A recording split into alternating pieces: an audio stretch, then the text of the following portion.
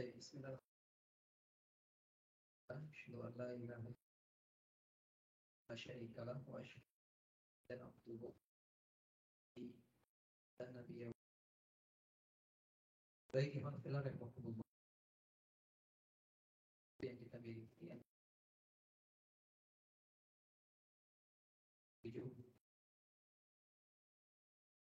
seperti mohon maaf. Barangkali ada yang mau didiskusikan, dialogkan, silakan. Berikan kesempatan, mudah-mudahan bisa dijawab. Pertanyaannya cukup berat, kita bayarkan insyaallah.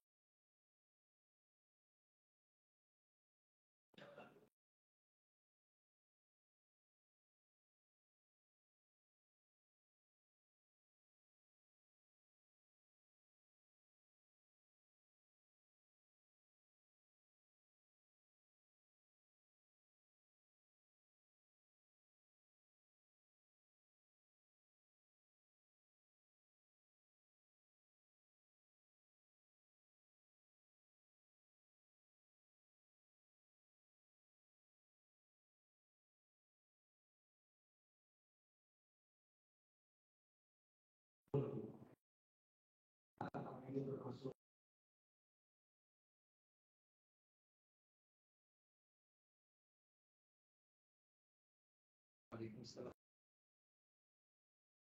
Mudah-mudahan saya tidak salah menangkap ya, berkenaan dengan anak yang sudah balik. Kalau kemudian melakukan sebuah kesalahan, maka diperbolehkan memukul, gitu ya. Apakah memukul ini adalah tanda nggak sabar?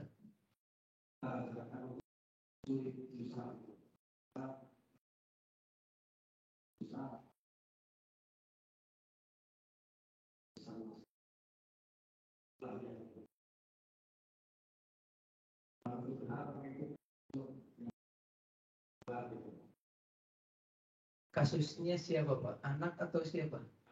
Anak. Baik. Wallahu a'lam bishawab. Cuman ada sebuah hadis yang menyebutkan bahwasanya muru auladakum bis-sabi fis salati wadribuhum fil ashri. Nabi menyebutkan, perintahkan anak-anakmu untuk salat ketika usianya sudah 7 tahun. Dan pukul mereka seandainya sudah usia 10 tahun tetapi tidak mau sholat. Ini keterangannya, ini riwayatnya. Sepertinya sebagian orang yang mengatakan hal itu menggunakan dalil ini sebagai pijakan bolehnya memukul anak. Namun perlu dipahami, walhamdulillah, harus dibedakan antara mukul benci, mukul marah dengan mukul cinta. Bedakan. Mukul benci, mukul marah, mukul kecewa dengan mukul cinta. Beda, Pak. Betul nggak beda, Pak? Beda. Mukul cinta tidak akan sampai melukai. Tidak akan sampai melukai. Tidak akan. Karena tujuannya adalah agar anak tersadarkan. Tapi mukul benci, mukul kecewa, itu kadang sampai tenaga pun dikerahkan agar muncul perasaan, apa bahasanya itu, agar anak itu kayak semacam jerak gitu, Pak. Padahal bukan itu tujuannya. Tujuannya bukan itu, ikhwan fillah. Pendidikan yang dilakukan bukan mengharuskan orang jadi jerak, bukan itu. Tapi sadar. Kalau ini harus dia kerjakan, kalau ini harus dia tinggalkan. Makanya sebagian menyebutkan, pertama ketika mukul harus di bawah, lutut ke bawah.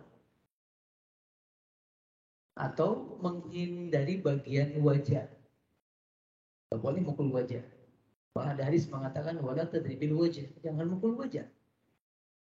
Atau ketika mukul jangan sampai berbekas.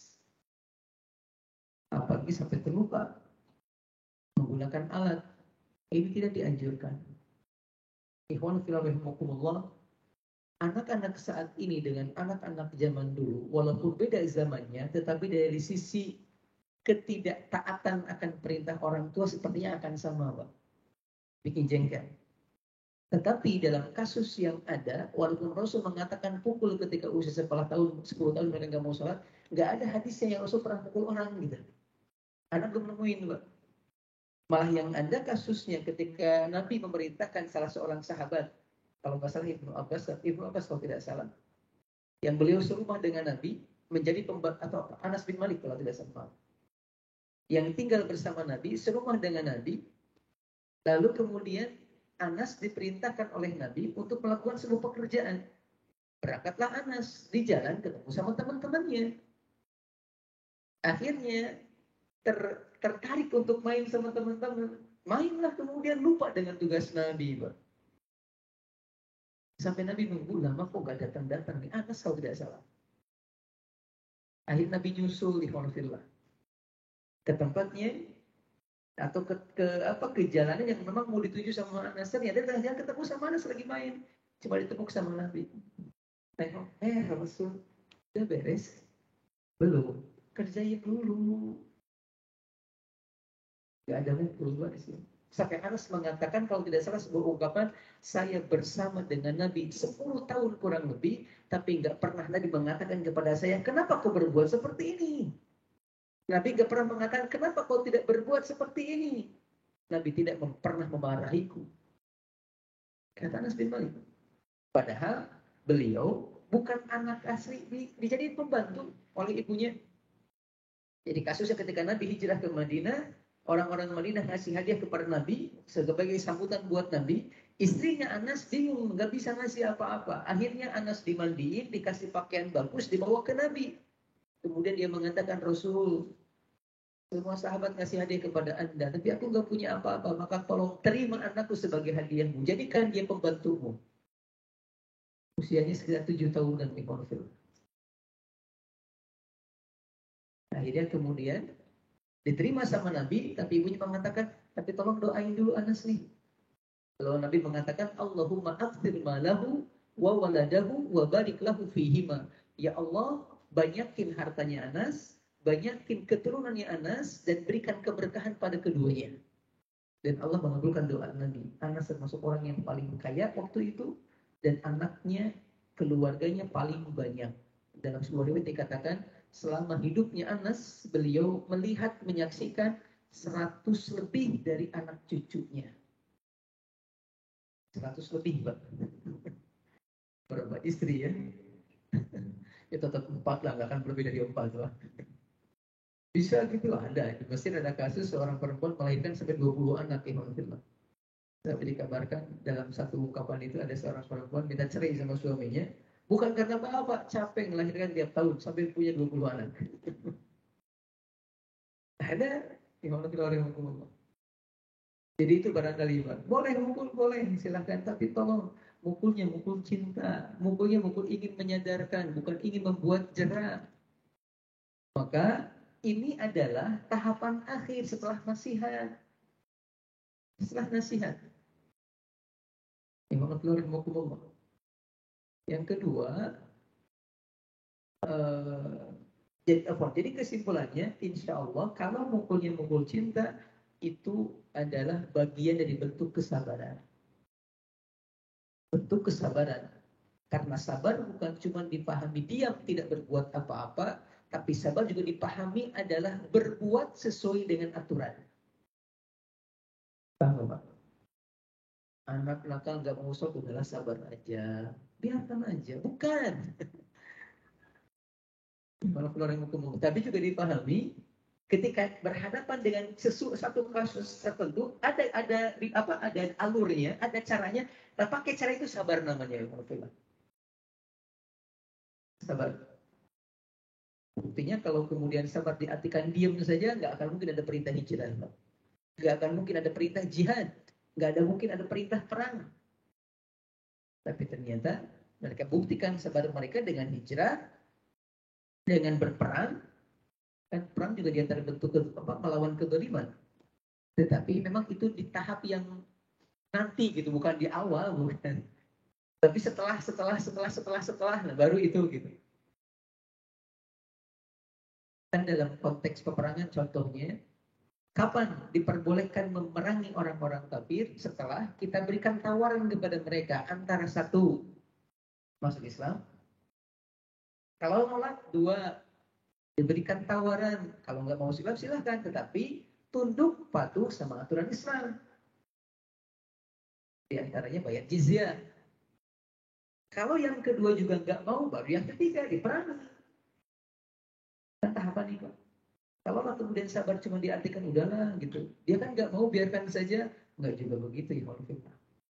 Ada keadaan di mana memang harus dipahami tadi. Tidak perlu kesah, tidak ngomong, tidak berbuat zalim. Ada keadaannya. Tapi di mana keadaan sabar dibuktikan justru dengan melakukan perintah Allah. Dan memukul di antara ada hadis mengatakan begitu. Cuman tadi kalau pukulnya pukulan cinta. Pukulannya ke hati bukan ke fisik. Jadi sentuhnya sentuhan lembut gitu Pak.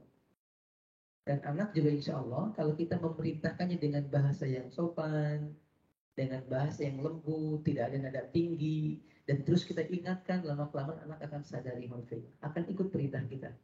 Terkadang masalahnya di awal perintah nada kita sudah tinggi. Nah ini yang bikin anak kemudian merasa nggak nyaman. Kedua lebih tinggi, ketiga makin tinggi gitu.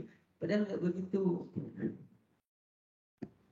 Bisa Pak, nada biasa, nada cinta gimana? Kalau kata ahli psikologi itu kalau pas, contoh begini, pas mau tidur diingetin dulu, nah ayo bobo, biar nanti bangun pagi untuk subuh lebih kuat, lebih segar gitu. Pas mau bangun sambil diusap, nah bangun subuh yuk, nah bangun subuh yuk gitu. Kita kadang nggak begitu. Dan jangan pernah dibandingkan dengan anak yang lain. Jangan. Kamu mah nggak kayak adiknya. Adiknya mah tuh cepet gesit, kamu kakaknya nggak ngasih contoh. Jangan Pak, apalagi sudah kakak gitu. Terluka hatinya. Ketika ada riwayat yang menyebutkan Nabi pernah menggendong seorang bayi, kemudian kencing di baju Nabi, dan langsung orang tuanya marah melihat anaknya mengencing di baju Nabi, dan mengatakan, kenapa aku kencing di baju Nabi? Dan mengatakan, kata Nabi, kotornya pakaian akibat kencing bisa dicuci, tetapi luka hati akibat sentakan, akibat marahan, susah hilangnya. Ada riwayatnya, Pak. Ada riwayatnya.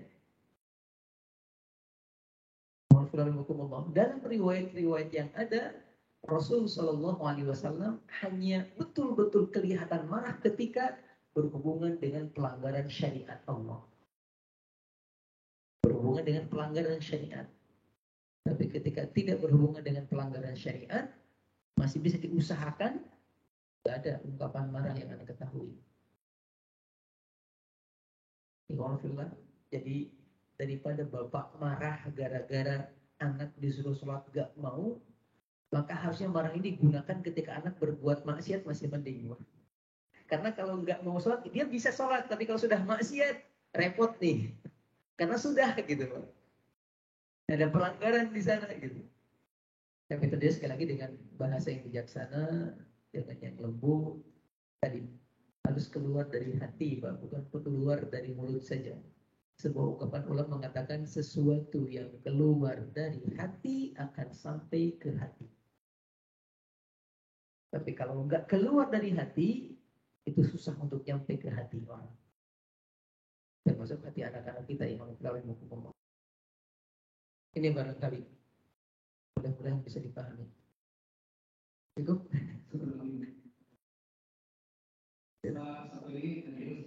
Oh, hadiah. Assalamualaikum.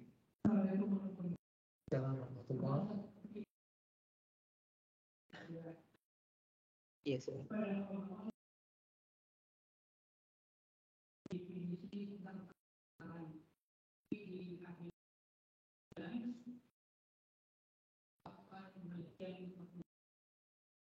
Ungkapan apa, Pak? Maaf.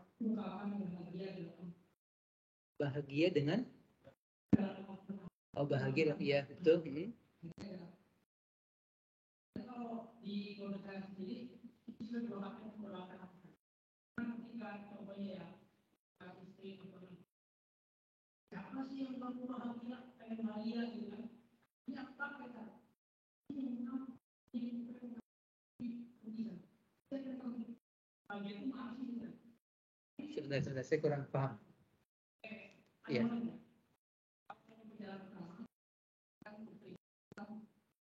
Saya mendefinisikan tentang definisi ketenangan. Iya, terus?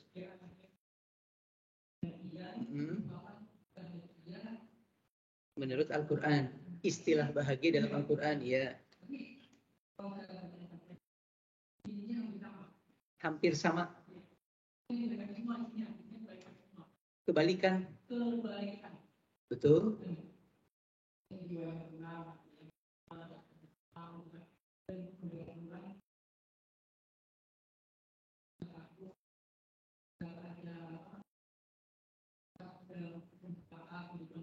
Iya.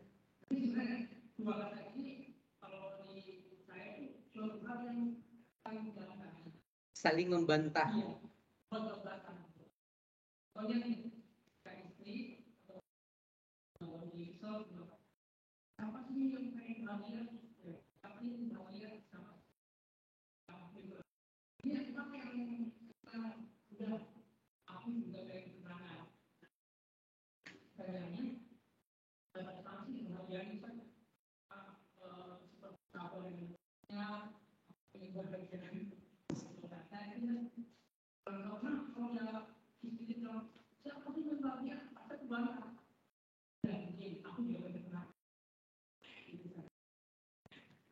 Baik. Kau paham pertanyaannya?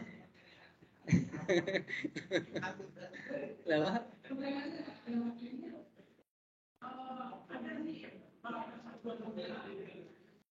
Sebentar. Apakah ada orang yang apa?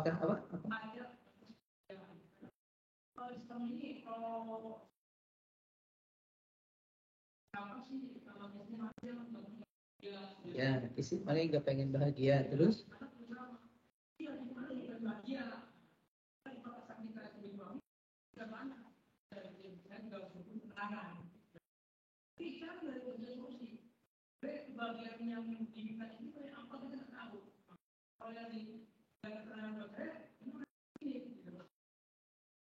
Baik. Mudah-mudahan saya nggak salah tangkap, Pak.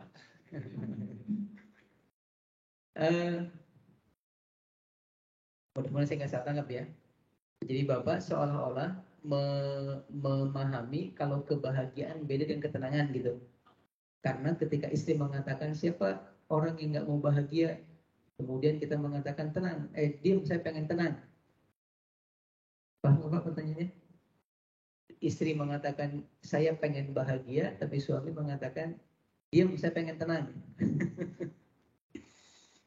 Ikhwan fillah. Pertama, kalau pertanyaannya apa yang dimaksud bahagia oleh istri dalam perkataan ini, Bapak harus tanya sama istri. Kebahagiaan apa yang kau inginkan sebenarnya? Apa pengen bahagia? Karena kalau saya jawab, saya bukan istri, Pak. Saya laki-laki. Itu poin pertama, Ikhwan fillah. Cuma, tadi, kalau jawabannya tidak seperti yang saya sampaikan, karena tadi ada pemahaman yang keliru tentang bahagia itu.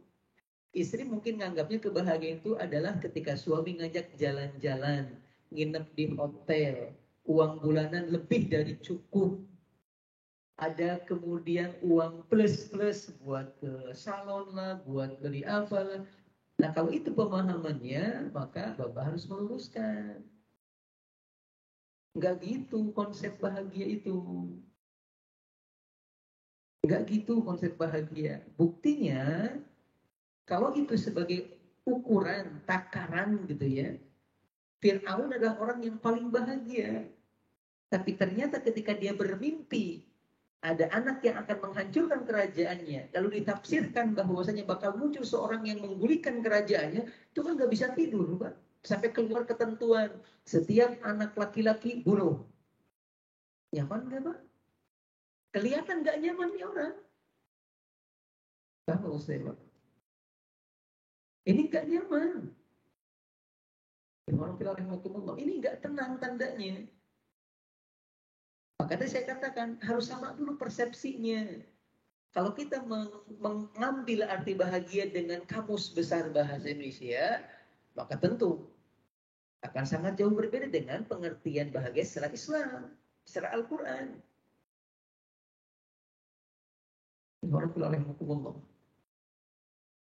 Yang kedua, ketenangan yang tadi Bapak katakan, saya butuh tenang nih. Itu mah nggak mau dengar ocehan.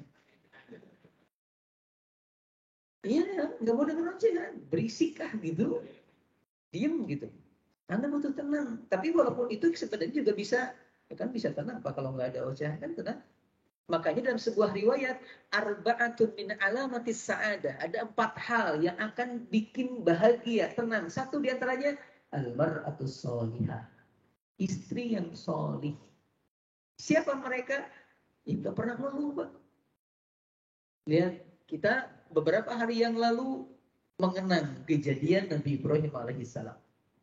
Di antara kasus yang terjadi antara Ibrahim dengan Ismail dan istrinya adalah ketika Nabi Ismail menikah dengan seorang perempuan. Lalu kemudian selanjutnya berkunjunglah Ibrahim ke rumah Ismail. Tetapi kebetulan Ismail lagi di luar. Ditemui sama istrinya. Ibrahim tidak menyampaikan saya Bapak Ismail, tapi hanya menyampaikan saya Ibrahim. Pengen ketemu sama Ismail, kata istrinya lagi keluar. Oh, nanya kemudian, gimana kehidupan Anda setelah menikah dengan Ismail? Wah, Pak, banyak pusing lah gitu. Kita mau makan susah, wah gitu. Curhat, semua dikeluarin. Udah lama nggak datang juga Nabi Ismail. Sampai Nabi Ibrahim kemudian mengatakan saya akan pulang. Tapi kalau Ismail datang, bilang, tadi Ibrahim datang ke sini dan memerintahkan beliau untuk mengganti palang pintu. Sebagian mengatakan jendela, sebagian pokoknya gitulah, ganti gitu. Pulanglah kemudian, datang Nabi Ismail, disampaikan. Tadi ada tamu siapa? Ibrahim. Oh, ada pesan apa? Ini ganti katanya pintu jelek. Oh gitu, itu bapakku, seorang Nabi. Maka perintahnya adalah perintah juga untukku. Maksudnya aku agar menceraikan engkau sebagai istriku. Pulang kau ke rumah orang tuamu. Diceraiin Pak. Diceraikan. Nikah kemudian dengan istri yang lain. Di waktu yang lain datang Nabi Ibrahim, Ismail sedang tidak ada. Nanya lagi keadaannya. Dan subhanallah diceritakan hal-hal yang indah, Pak. Gak pernah mengeluh masalah ekonomi. Indah semuanya. Sampai Ibrahim mengatakan nanti kalau suamimu datang bilang Ibrahim berkunjung dan tolong jaga pintu ini baik-baik. Solihah Pak. Gak pernah ngeluh Pak. Pengen gitu? Oh pengen banget.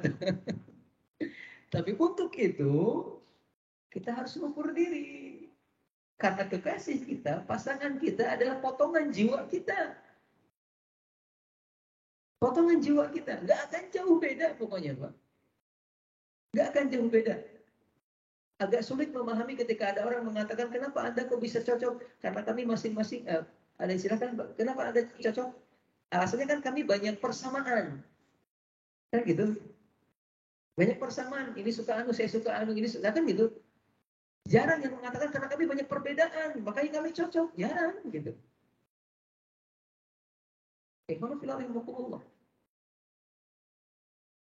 Makanya bagi yang belum menikah nih, kalau Anda pengen tahu siapa calon istri Anda, ngaca saja udah, selesai gitu.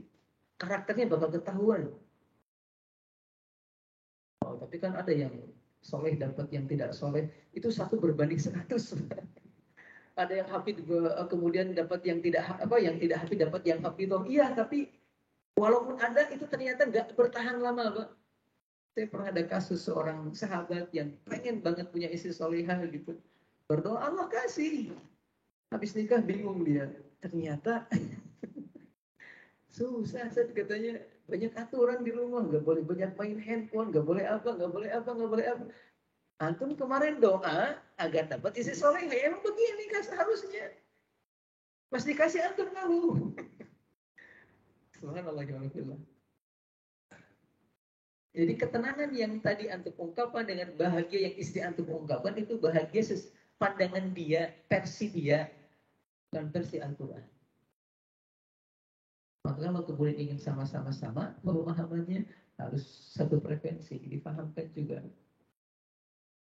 Insya Allah ini enggak jauh beda lah, intinya begitu. Ini Alhamdulillah. Mudah-mudahan bisa dipahami Pak ya, mudah-mudahan. Jadi untuk mengetahui apa maksudnya tanya aja dialog Pak. Nah, kekurangan kita dalam keluarga, kita jarang ngobrol sama istri, jarang ngobrol. Padahal sunnah Nabi itu, menurut salah seorang sahabat, kalau tidak salah Ibnu Abbas, beliau pernah menyebutkan, saya pernah bermalam di rumah Nabi ketika Nabi bersama dengan bibi saya Maimunah. Ternyata kata beliau, habis sholat Isya, ketika keduanya di atas ranjang, itu ngobrol lama sampai hampir tengah malam. Kira-kira Bang ngobrolin apa? Sama, saya juga gitu sampai Isya tengah malam. Iya, tapi masing-masing megang handphone. Satu ke arah kiri, satu ke arah kanan. Satu dengan dunianya, satu dengan dunianya. Bukan begitu, masih ada kemudian ikatan, Pak. Kita kadang ngobrol sama istri hanya urusan masalah duit saja. Masih ada duit nggak? Utang gimana? Udah kebayar belum? Sekolah gimana? Udah dibayar belum?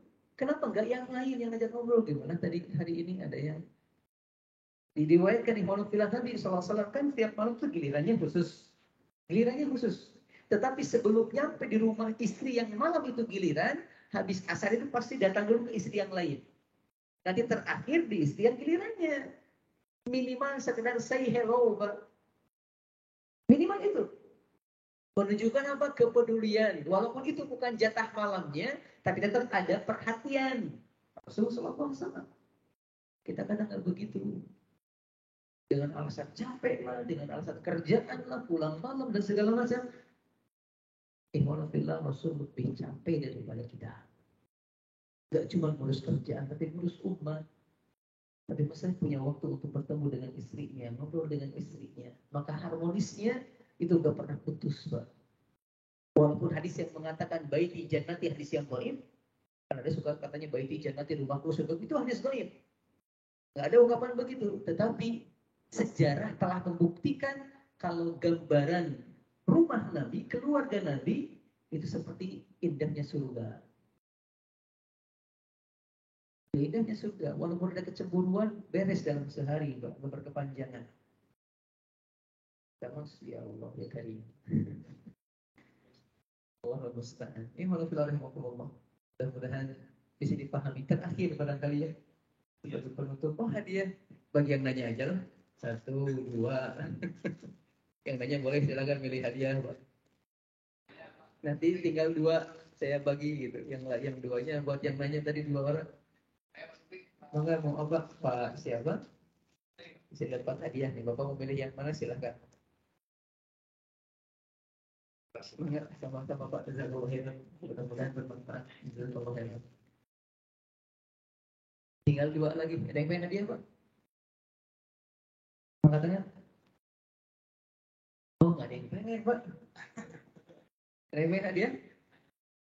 Ada yang pengen hadiah? Terakhir, ada yang pengen hadiah? Siapa yang pengen hadiah? Angkat tangan. Nggak ada?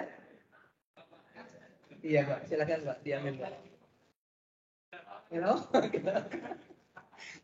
Nggak harus Pak. Jadi mah ngasih hadiah, Pak.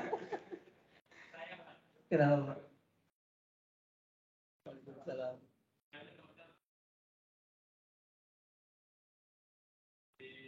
Baiknya di rumah. Ya. Nah ini kalau makan subuh nih, kita sudah ada, kita sama itu sebaiknya sungguh dan saya atau maksudnya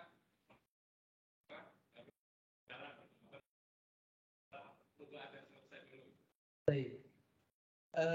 Sederhananya adalah pertama Bapak harus tahu dulu jeda waktu adzan dengan qomat di tempat sholat subuh kita. Itu harus tahu dulu berapa menit nih. Apakah 10 menit, ataukah 15 menit, ataukah cuma 3 menit. Sekiranya waktu itu waktu yang sangat pendek untuk kita sholat di rumah, maka sholat di masjid.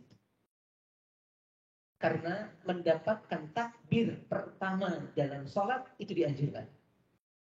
Tadi mengatakan man wajada takbiratal ula arba'ina yauman kutibat lahu bara'atan.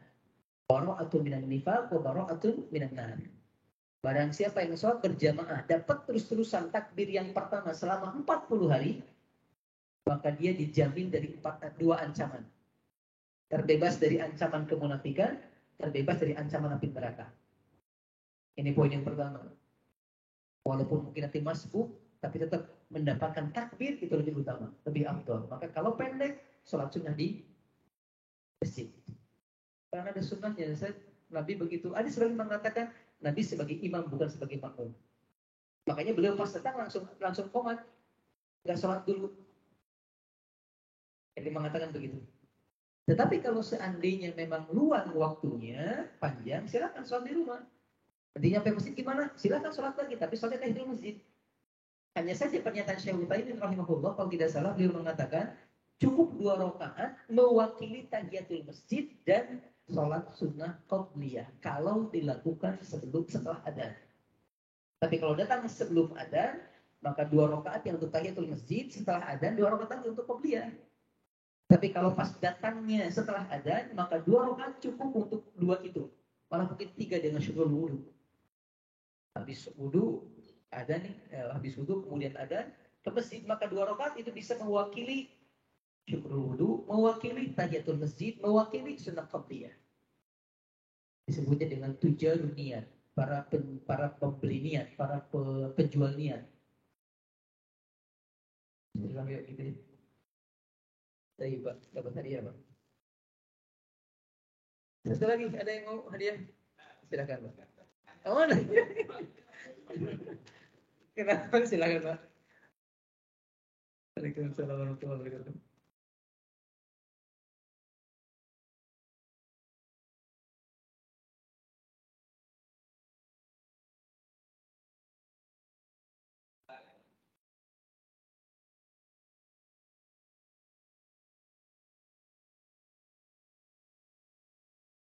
Iya.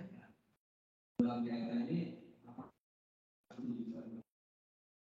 bisa masyarakat kata soleh ambil. Iya. Terus kita ingin anaknya ambil. Itu boleh.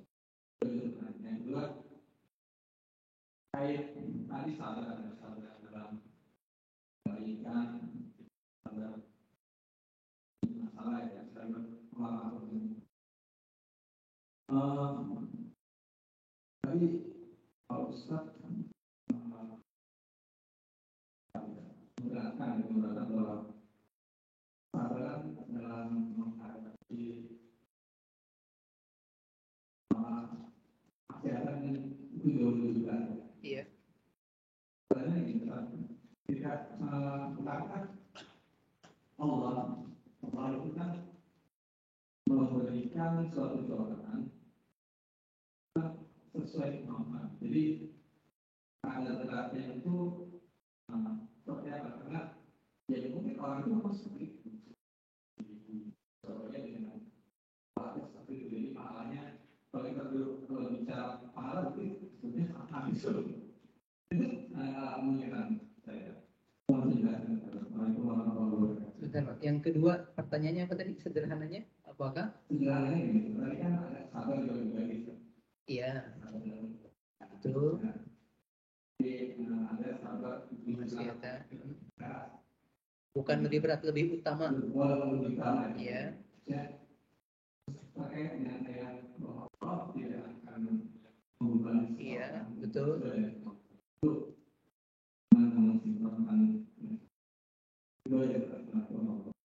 Baik. Ya Allah ya Karim. Yang pertama berkenaan dengan apa tadi? Hadiah, menghadiahkan anak kepada orang soleh, boleh apa tidak? Seperti yang terjadi kasus pada zaman sahabat.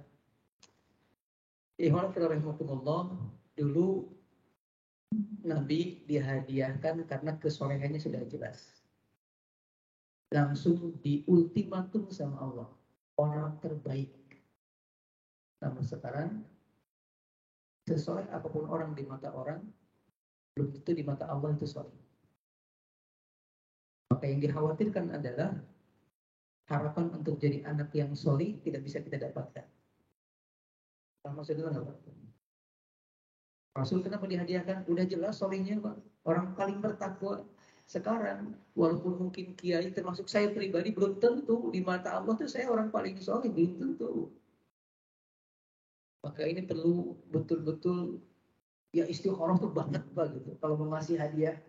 Yang kedua, dulu Nabi betul-betul mampu. Sekarang kayaknya ditambahin anak juga bingung Ustaz. Suruh ngurus anak orang gitu. Saya nih ngasih hadiah lah dua lagi puyeng gitu namanya. Allah alam tapi anak melihatnya kurang pas. Kurang pas. Ditambah mungkin khawatirnya untuk zaman ini terkesan bukan ngasih hadiah tapi ingin lepas dari kewajiban.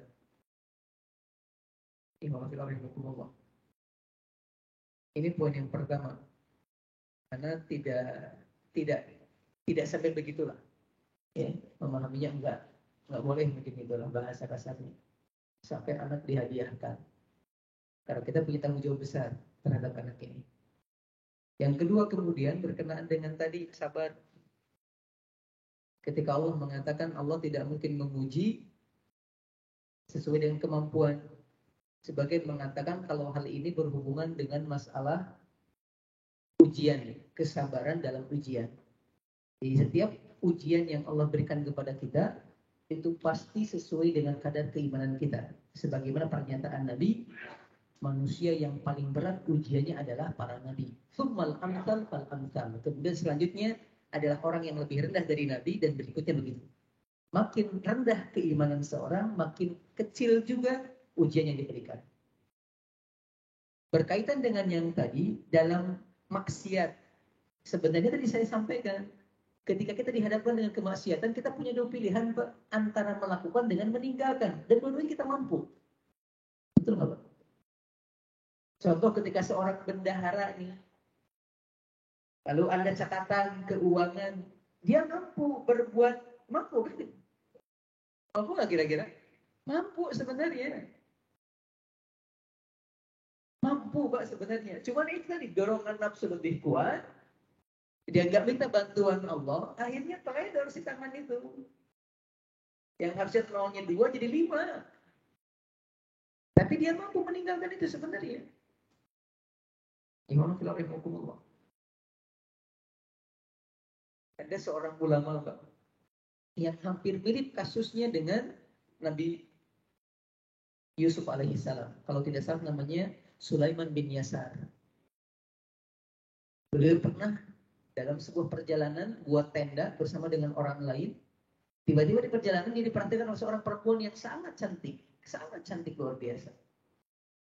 Ketika bikin tenda semuanya, lalu kemudian Sulaiman bin Yasar seorang diri karena temannya keluar untuk sebuah keperluan dan diketahui sama si perempuan ini, dia masuk ke tenda itu. Di pinggir Sulaiman bin Yasar ada satu roti. Pas dia masuk, dia mengatakan berikan kepadaku. Sulaiman ngambil roti, mengatakan nih ambil. Bukan, saya nggak mau roti. Terus mau apa? Aku mau sesuatu yang diinginkan seorang istri dari suaminya. Ini perkataannya Pak. Ngajak berzina Pak.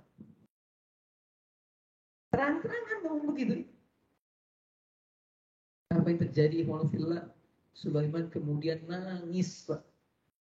Nangis Pak. Saking keras tangisannya, saking kelihatan sedih banget, si perempuan jadi nggak ada hasrat gitu. Orang sedih, tinggal akhirnya kemudian datang sahabatnya masuk, kenapa antum nangis? Saya ingat dengan anak saya yang sudah meninggal 3 hari yang lalu, kata beliau beralasan. Kata saya, nggak mungkin. Ente kemarin nggak nangis sampai seperti ini. Ada apa menangis? Ada apa-apa? Dipaksa di dalam. Ada apa menangis? Dia mengatakan, menceritakan kemudian. Datang seorang perempuan kepadaku. Begini. Aku takut kepada Allah. Aku menangis. Ini bukan Nabi, Pak. Bukan Nabi seperti Nabi Yusuf alaihissalam. Tapi dia mampu bersikap seperti Nabi Yusuf. Jadi kita punya handphone, semua fasilitas kemaksiatan ada di sini. Bisa nggak kita tidak melihatnya, Pak? Bisa nggak kita melihatnya, Pak? Dua-duanya punya kemampuan untuk itu. Bisa kan? Bisa nggak, Pak?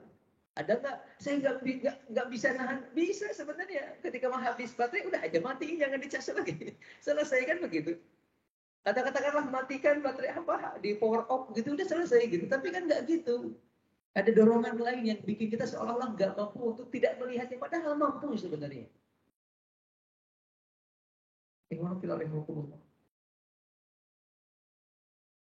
Ini barangkali Jadi apa apa ya tadi bahasanya batasan bukan batasan. Jadi uh, bentuk kebaikan yang dihadapkan kepada seseorang, bentuk kemaksiatan yang dihadapkan kepada seseorang, bentuk musibah juga dihadapkan kepada seseorang, itu insya Allah akan disesuaikan dengan kadar kemampuannya untuk mengatasinya. Hanya saja ada sebagian orang yang tidak maksimal dalam sabarnya, akhirnya terjatuh. Ketika dikasih musibah pun dia bisa sabar sebenarnya, cuman akhirnya dia nggak sabar. Ada orang saking nggak kuatnya dengan sakit datang ke dukun, kan begitu. Ini kan sebuah kemusyrikan atau ke paranormal. Ini sebuah kemusyrikan. Maka ya itu tadi, insya Allah sesuai dengan kadar keimanan, cuman kembali ke kitanya, ihwanillah. Karena itu, ihwanillah, mari sama-sama kita tingkatkan iman takwa kita kepada Allah agar kita menjadi orang-orang yang mulia di hadapan Allah sehingga bisa kita raih ketenangan dalam kehidupan kita. Terakhir, Pak, sebagai penutup ya, sebuah riwayat yang menarik dari salah seorang sahabat Nabi namanya Ummu Salamah. Ummu Salamah pernah menyampaikan ketika suaminya Abu Salamah dalam keadaan sakit, habis perang terluka, kemudian sakit, dijenguk sama Nabi. Ketika dijenguk, kemudian Nabi berwasiat kepada Abu Salamah dengan mengatakan, ketika seseorang terkena musibah, ujian oleh Allah, kemudian dia mengatakan innalillahi wa inna ilaihi raji'un, Allahumma ajurni fi musibati wa akhlif li khairan minha, maka kata Nabi, Allah bakal mengganti musibahnya dengan yang lebih baik. Nabi pulang, kemudian Ummu Salamah datang kepada Abu Salamah yang tengah berbaring, ditanya, Rasul berpesan apa tadi? Kata Rasul, ketika seorang kena musibah, lalu dia mengatakan innalillahi wa inna ilaihi raji'un, Allahumma ajurni fi musibati wa akhlif li khairan minha, maka Allah bakal mengganti musibahnya dengan yang lebih baik. Ummu Salamah mengatakan beberapa saat kemudian, setelah aku mendengar keterangan itu, suamiku meninggal dunia. Wafat. Dan ketika wafat suamiku, aku teringat dengan pesan suamiku. Kalau Nabi mengatakan ketika timpa musibah, mengatakan doa ini akan diganti dengan lebih baik. Tapi aku berpikir, emang ada laki-laki yang lebih baik daripada suamiku? Dia berpikir gak ada orang yang lebih baik daripada suami saya. Tapi karena dia merasa ini bukan sekedar perintah, bukan sekedar informasi, tapi juga perintah, dia mengatakan kalimat itu, innalillahi wa inna ilaihi raji'un. Apa yang terjadi setelah selesai masa iddahnya, datang Nabi SAW melamar beliau. Kebahagiaan ketika mengikuti petunjuk Allah dan Rasulnya. Saya pahami. Inna Allaha wa malaikatahu yusalluna 'alan nabi ya ayyuhalladzina amanu sallu 'alaihi wa sallimu taslima. Allahumma salli wa sallim wa barik wa an'im wa zid 'ala nabiyyina Muhammadin wa 'ala alihi wa ashabihi wa man tabi'ahum bi ihsanin ila yaumiddin. Rabbana atina fid dunya hasanah wa fil akhirati hasanah wa qina adzabannar. Rabbana la tuzigh qulubana ba'da idh hadaitana wa hab lana min ladunka rahmah innaka antal wahhab. Rabbana innaka afuwwun karim tuhibbul afwa fa'fu anna. Rabbana innaka afuwwun karim tuhibbul afwa fa'fu anna. Rabbana innaka afuwwun karim tuhibbul afwa fa'fu anna. Subhanakallahumma wa bihamdika asyhadu an la ilaha illa anta astaghfiruka wa atubu ilaik. Walhamdulillah. Assalamualaikum warahmatullahi wabarakatuh.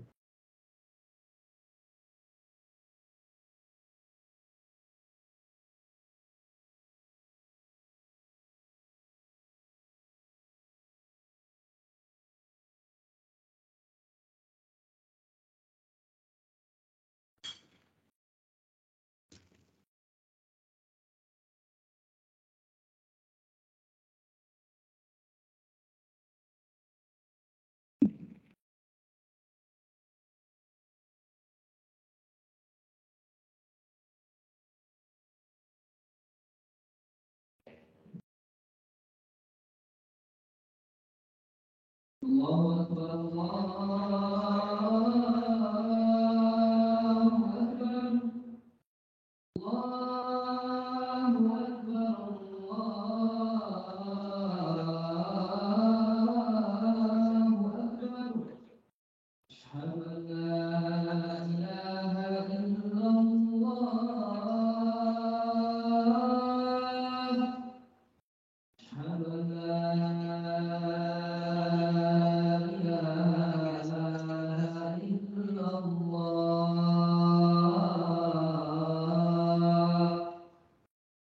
أشهد أن محمدا رسول الله